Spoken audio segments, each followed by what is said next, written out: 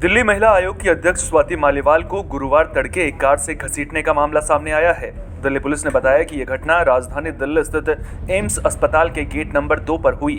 Police के मुताबिक car चालक ने स्वाति मालीवाल से कार में बैठने के लिए कहा था। इसके बाद वो उसे फटकारने लगी।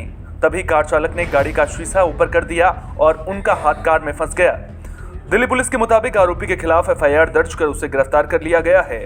उसका नाम हरीश चंद्रा है। वो नशे की हालत में था। पुलिस ने यह भी बताया कि आरोपी और पीड़िता का मेडिकल टेस्ट करवाया गया है। पुलिस ने बताया कि स्वाति मालीवाल घटना के पास वाली जगह पर अपनी टीम के साथ फुटपाथ पर खड़ी थी। केंद्र सरकार ने सुप्रीम कोर्ट को जानकारी दी है कि वो राम सेतु को राष्ट्रीय विरासत स्मारक घोषित करने के मुद्दे पर विचार कर रही है।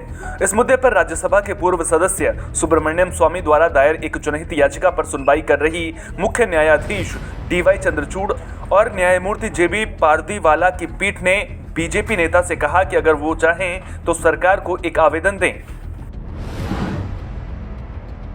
तेलंगाना में केसीआर के नेतृत्व में विपक्ष की एक बड़ी रैली के एक दिन बाद बिहार के मुख्यमंत्री नीतीश कुमार ने कहा कि उनकी केवल एक ही इच्छा है और इसका खुद से कोई लेना देना नहीं है।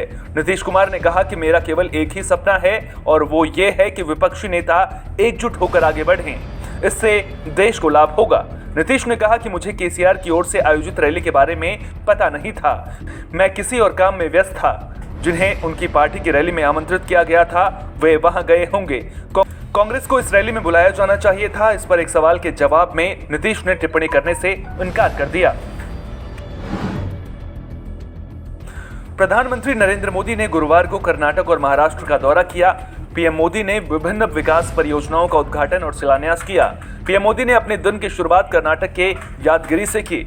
यादगिरी में जनसभा को संबोधित करते हुए पीएम मोदी ने कहा कि बीजेपी की प्राथमिकता वोट बैंक नहीं बल्कि विकास है। कर्नाटक में भी यही हुआ है। पीएम मोदी ने कहा, इस जगह पर राजा वेंकटप्पा नायक का महान शासन इतिहास में एक अद्भुत निशान छोड़ गया है। मैं यादगिरी की ऐतिहासिक और विरासत भूमि को नमन करता हूं। आजादी के अमृतकाल में हमें विकसित भारत का निर्माण करना है। उत्तर भारत के कुछ हिस्सों में गुरुवार को शीतलहर का प्रकोप रहा, जबकि अगले 5 दिन शीतलहर चलने की संभावना नहीं है। भारत मौसम विज्ञान विभाग ने ये जानकारी दी। मौसम विभाग के मुताबिक बृहस्पतिवार को दक्षिण हरियाणा, पूर्वी राजस्थान, मध्य प्रदेश के उत्तरी भाग और बिहार के कुछ इलाकों में शीतलहर का प्रकोप बना रहा, लेकिन शुक्रवार से इसमें राहत मिलेगी। हालांकि ठंड की स्थिति बरकरार रहेगी, लेकिन दिन में धूप निकलने के कारण गलन कम होगी। महिला पहलवानों के यौन शोषण के मामले में कांग्रेस ने मांग की कि प्रधानमंत्री नरेंद्र मोदी को बीजेपी सांसद और भारतीय कुश्ती महासंघ के प्रमुख ब्रजभूषण शरण सिंह के खिलाफ यौन शोषण के आरोपों पर अपनी चुप्पी तोड़नी चाहिए और पूछा कि इस मामले में शामिल लोगों के इस्तीफे अब तक क्यों नहीं लिए गए। पहलवान विनेश फोगाट ने बुधवार को आरोप लगाया कि भारतीय कुश्ती महासंघ WFI के अध्यक्ष सिंह वर्षों से महिला पहलवानों का यौन शोषण कर रहे हैं। इस आरोप को खेल प्रशासक ने सिरे से खारिज कर दिया। आप लोग जो है जिस तरीके से आपके सामने आप लोगों ने जो है आरोप लगाया, आप क्या चाह रहे हैं? हम वही चाह रहे हैं कि हमारे रेसलिंग फेडरेशन के जो प्रेसिडेंट हैं उनको हटाना चाहिए, उनको अपनी कुर्सी से इस्तीफा देना चाहिए और उनके खिलाफ जांच होनी चाहिए और जो भी बाकी जो फेडरेशन के जो लोग हैं उनके खिलाफ भी जांच होनी चाहिए। अभी जो सिचुएशन है इसमें सबसे बड़ा सवाल जो है ये है आप डायरेक्ट चैनल पे। नमस्कार, मैं हूं मानक गुप्ता। अगर आपको हमारा ये वीडियो पसंद आया हो तो इसे लाइक और शेयर जरूर करें और हाँ, हमें सब्सक्राइब और फॉलो करना ना भूलें ताकि आप देश और दुनिया की कोई खबर मिस ना करें। तो जुड़े रहिए हमारे साथ और देखते रहिए न्यूज़ 24।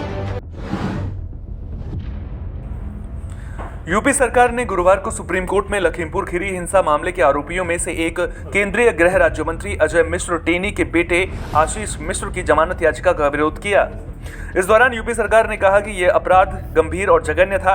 गुरुवार को लखीमपुर खीरी हिंसा मामले में इलाहाबाद हाईकोर्ट के आदेश को चुनौती देने वाली आशीष मिश्र की याचिका पर सुनवाई के दौरान सुप्रीम कोर्ट ने फैसला सुरक्षित रखा था। वित्त मंत्रालय के एक कर्मचारी को दूसरे देशों में भारत की खबर फैलाने के आरोप में गिरफ्तार किया गया है। बताया जा रहा है कि आरोपी का नाम सुमित है और ये पैसों के बदले दूसरे देशों को भारत की पर्सनल बातें तक बता देता था। आरोपी वित्त मंत्रालय में कॉन्ट्रैक्ट के आधार पर काम करता था, लेकिन काम के दौरान उसने खुद को संदिग्ध गतिविधियों में शामिल किया और पैसों के बदले वो सीक्रेट जानकारी दूसरे मुल्कों को दी जो भारत के लिहाज से संवेदनशील रही। आरोपी के पास एक मोबाइल फोन जब्त किया गया है।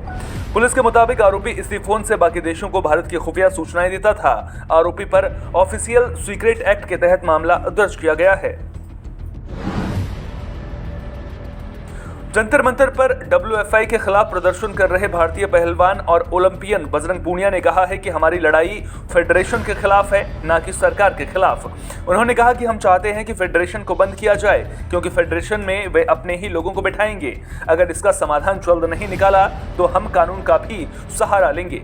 वहीं भारतीय पहलवान साक्षी मलिक ने कहा कि मीटिंग में सिर्फ आश्वासन दिया गया है, किसी तरह का ठोस कदम या एक्शन लेने की बात नहीं की गई। हम रेसलिंग फेडरेशन को भंग करवाना चाहते हैं। हर जगह उनके लोग हैं। हमें केरल, महाराष्ट्र से फोन आ रहे हैं जो पीड़ित रही हैं।